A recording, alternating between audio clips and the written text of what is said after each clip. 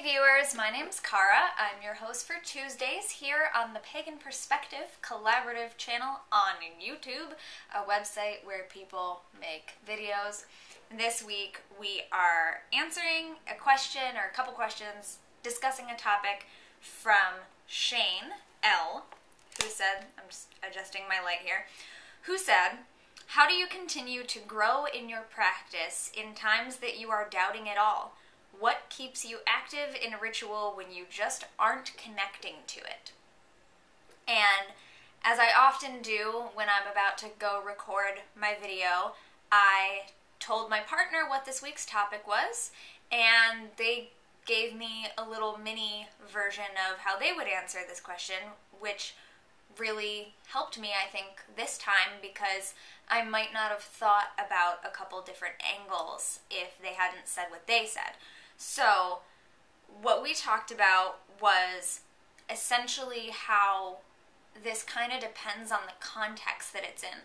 I was thinking of this mostly in a context of, for example, my path being a solitary practitioner for the most part, in just kind of a free form, like I design my own rituals and I do my own rituals whenever I want for the holidays that I think are important to celebrate, or on just days when I need to do something, or my practice is my practice day to day. So I was thinking in terms of that. Whereas my partner, who is new to going to events and workshops and classes and things like that with me, answered it in terms of a weekend intensive workshop that we went to together last month.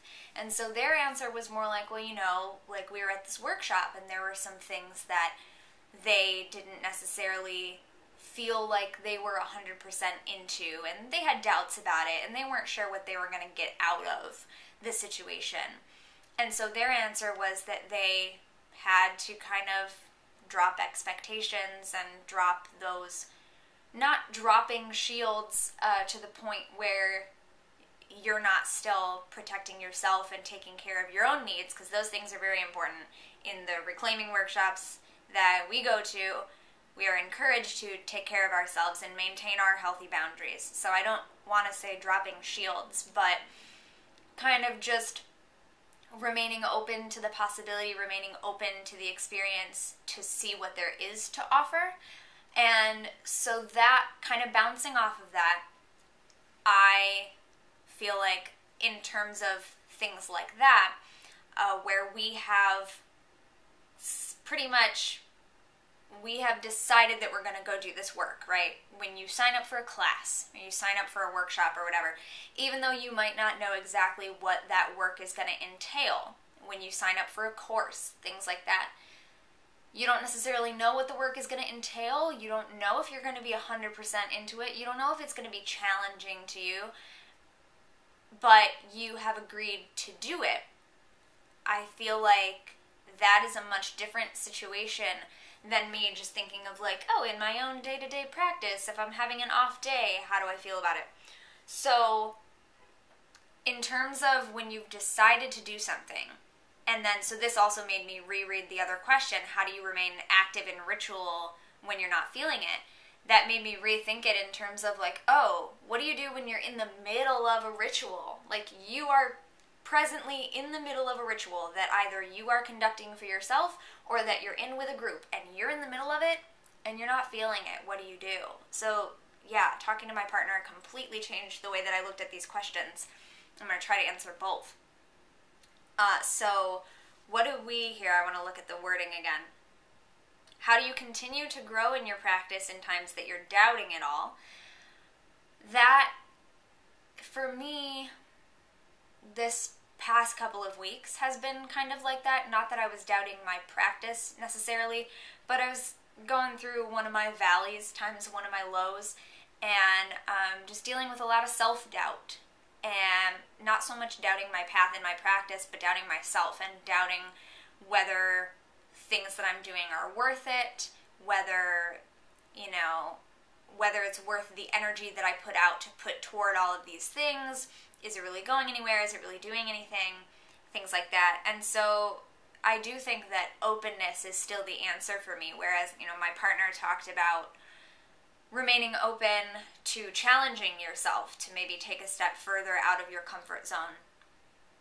For me, this is definitely about openness when it is a day-to-day issue for me, when I'm just kind of not feeling it, whatever.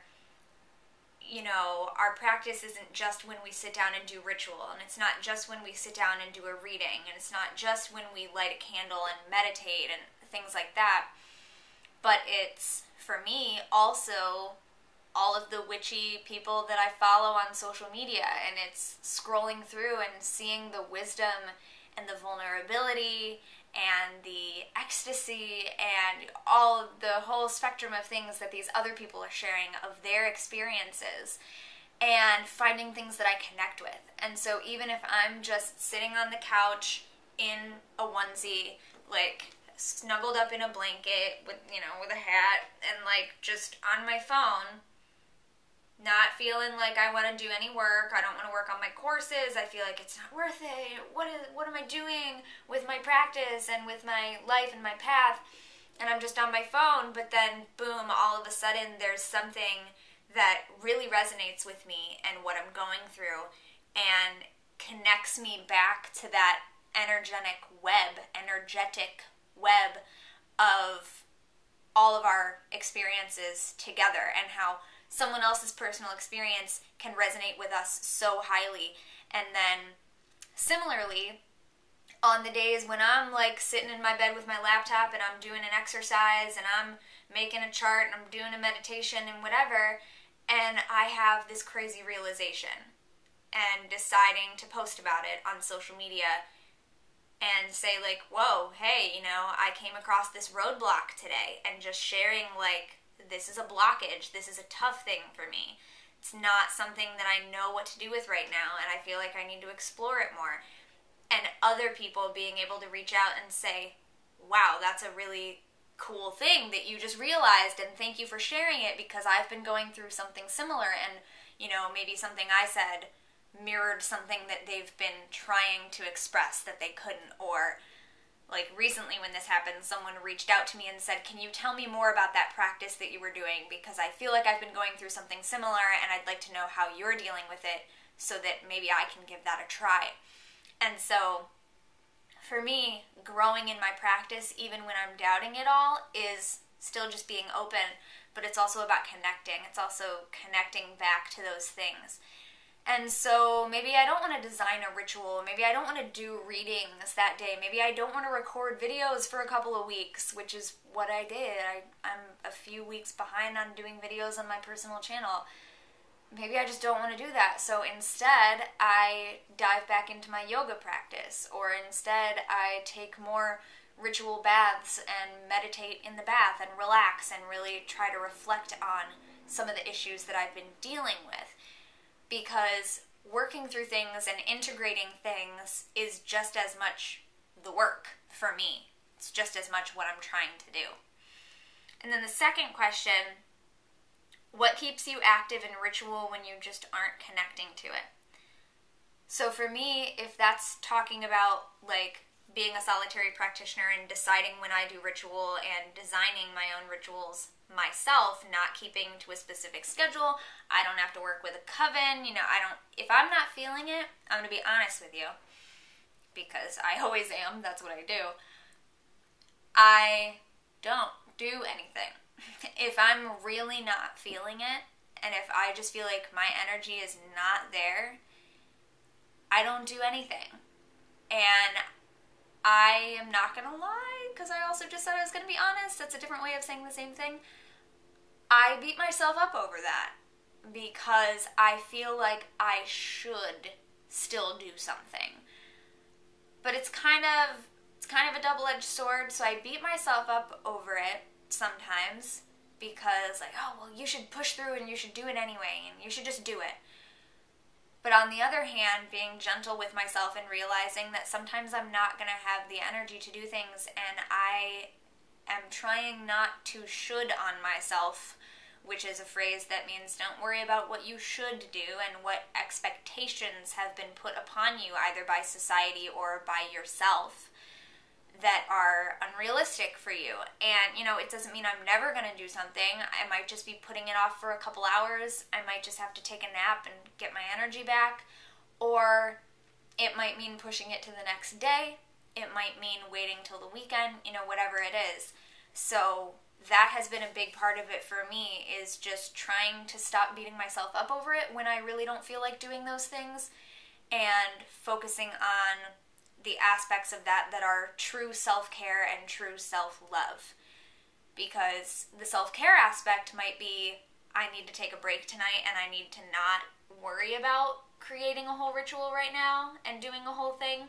But if I'm beating myself up over it, then I'm not doing the self-love part. Because self-care and self-love are actually different things.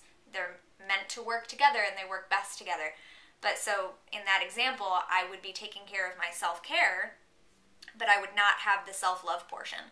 So bringing in the self-love portion of saying, like, if I need to take a day off and not do a ritual the exact day or the exact hour, if things don't happen exactly to my expectations because it took me longer to edit a video than I thought and it threw off my schedule or whatever it is, then being okay with that and loving myself and loving where I am for that, that's the self-care aspect and the self-love aspect working together. So that's my take on that. The other way I looked at it then is, what about if you're in the middle of ritual right now? If you're in the middle of a ritual and you're not feeling it. So I've already talked about, just remaining open to challenging yourself to do the thing that maybe you're unsure about. But also just like, if my energy's off, I'll take a step back and I reground myself, or I recenter myself, or I do kind of a mini/light version of what in the reclaiming tradition, and maybe this came from fairy, maybe it didn't, I don't know, all of the history of what came from fairy and what is purely reclaiming, or what is from other traditions of witchcraft that we use in reclaiming, but sort of a mini version of the practice of deep witnessing, or going into dropped and open attention. So I found myself doing this today, actually, when there is an event going on that I'll talk about later in videos, but I don't really want to talk about too much today. Whenever something's going on that like really catches me off guard, I just want to take a second to come back to myself and drop my attention down into my core or into my heart, or whatever I feel like I need to experience the world through at that moment, whether it's my core self and my core being and my core worth, or through my heart, which is my priestess center. Dropping into that and just witnessing. No longer trying to create change actively, no longer trying to force my way through anything. There's no pushing through. That's a very domineering, aggressive way of going through the world. Like, just gotta push through, gotta keep pushing. Sometimes we don't need to push. Sometimes we need to just allow, right? And that's the strength card, too, from the tarot, which is my card for 2018. And is also my zodiac card as a Leo. That's the strength card. It's allowing without forcing. So, sitting back and just observing what's going on. You hear this a lot in yoga and in various meditation practices too. Observing what's going on with your body and your emotions, but also observing what's going on around you in the physical world without trying to change anything. So just taking a step back and saying, okay, what's going on here? What am I feeling? What is the energy in the room? What is the energy in the space? And then maybe from there I reconnect with something. I open up and I find that strand of the web and I reconnect to it, and then I'm like, okay, now I can move forward. Now I can progress through this ritual and really be more active and take a more active role. But it's also okay if all I end up doing is observing and witnessing. So those are kind of all the different angles from which I see these questions today. And I know it was kind of back and forth, because talking about the way that my partner saw things and then coming back to my initial and then into what I thought again, I repeated a couple things, but I hope that helped. Maybe it was things that people needed to hear another time. So just looking at it one more time, how do you continue to grow in your practice in times that you're doubting it all? I consider a whole lot of things to be growth. Really, I mean, all kinds of things are growth. And even sitting through one of those low days and one of those slump days or weeks is part of the growth process, because plants have to take time to rest and recuperate as well. Animals hibernate. There are low points in all of our cycles throughout life, throughout the seasons. You know, we take our cues from nature if we are nature reverent based pagans. And so yeah, just remembering that those times that you're doubting it all are times that you can ask yourself more questions and possibly come out of it on the other side being even more, you know, solid in your beliefs, because you've had the time to doubt it and ask yourself, like, okay, well, what am I really feeling? What are my doubts about this? Where do they come from? Are these real things? Are these things that come from outside me? Are they things that come from inside me? How can I deal with those things? How do I address those things? And yeah, and just also recognizing that those times are part of the cycle. It's an up and down. I used to talk about the like seesaw, or like being in balance on a seesaw is not staying perfectly still all the time. It's moving to one side and then moving back to the other and always moving back and forth. You know, this is not balance. It is literally balancing,